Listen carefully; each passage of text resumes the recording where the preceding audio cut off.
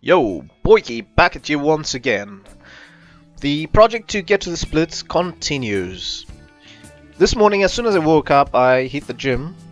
It was bench session today, so after doing my bench session, I moved into stretching. What you're seeing here is me just doing a couple of leg swings. This was just to get me all nicely loosened up and get the hips, ready for the stretching work. I did front swings, both sides, side swings, both sides, but I didn't feel like doing back swings, so I just left those out for today. Watching myself do these, I think I could actually improve on my form. That looks a bit sloppy. Yeah, really looks sloppy. It's the positioning of the hips. Somehow they're just not right. I'll have to work a bit more on that and see how I can progress it. From there I moved into the deep squat.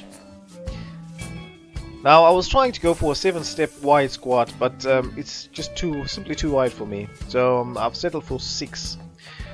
Again, I'm still nowhere near where I need to be. I'm trying to get my hips to sink below the knees, which, as you can see, is not happening at the moment.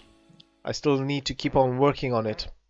As I was doing this here, I started suffering a bit of discomfort in my left thigh bone. In fact, every time I do this exercise, it seems to hit that particular region. It's the point where the top of the bone actually goes into the hip. There's just, you see me tap it there. There's a bit of discomfort to it. On the second set, to remedy that what I decided to do was to narrow the stance a bit more.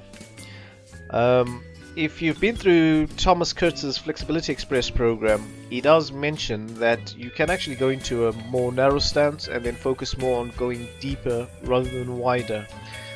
So that's what I decided to start working towards, because wider seems to be hurting, or it's causing a bit of discomfort, which I suppose it just needs me to keep on working at it for it to start getting better.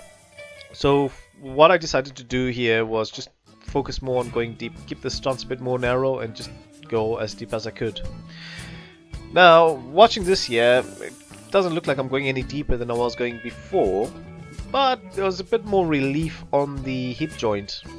In fact, what I found as well is, as I come up, I could actually, by contracting different sets of muscles like the glutes and a bit of the quads, I could actually relieve the pressure on that left thigh bone. So that was a bit helpful.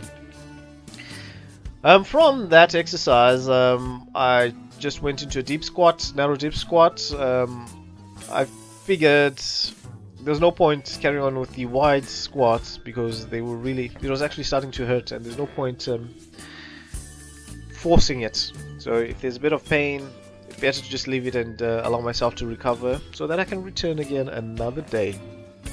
Anyway, what I started doing here was just sitting in a deep squat and just trying to open up those hips,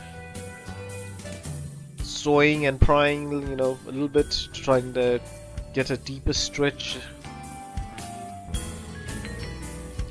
At this point, I was actually wondering about my back, because I wasn't sure if I was keeping my back straight, because one of the things I'm trying to avoid is rounding my back.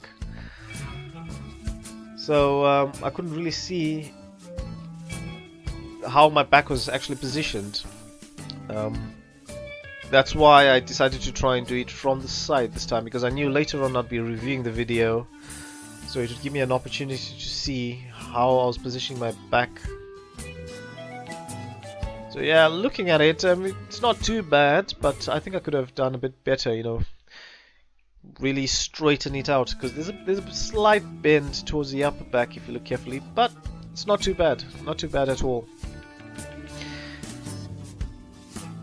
Yeah, I just sat in that there and just, pried and loosened up for a few more seconds, and that was about it. I did a bit more work afterwards, but this is more or less it. Anyway, hope you enjoyed. Catch you on the